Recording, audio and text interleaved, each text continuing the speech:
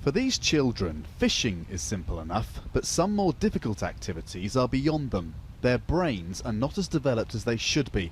Pre-birth, they were affected by the excessive amount of alcohol their mother drank while she was pregnant.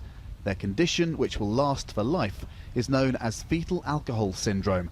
A foster parent cares for them, and it's been tough.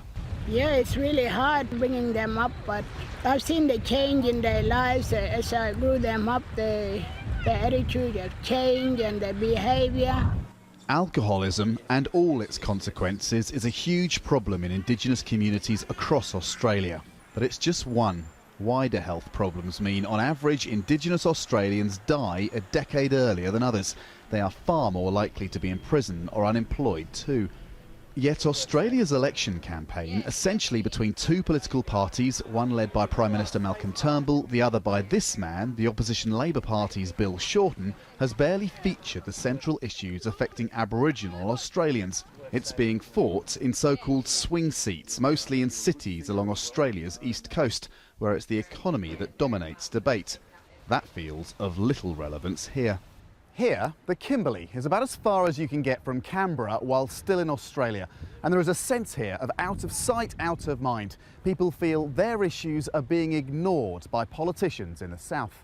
Those whose job it is to support children with fetal alcohol syndrome in the far northwest are frustrated. They know the election's coming up, but not really looking at the issues, the things that are really concerned to the community. And people are being left out and not listened to.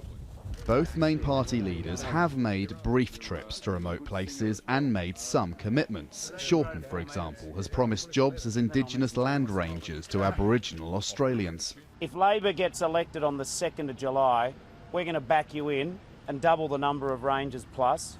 Both Shorten and Prime Minister Turnbull have said they want a referendum next year on constitutional recognition of Indigenous Australians. Aboriginal people have long complained that Australia's constitution reads as though Australia was uninhabited when white colonialists arrived. But a constitutional change, even if it does happen, would only be a start. A mostly symbolic gesture people here hope will lead to real reform. Andrew Thomas, Al Jazeera, Fitzroy Crossing in Australia's Kimberley.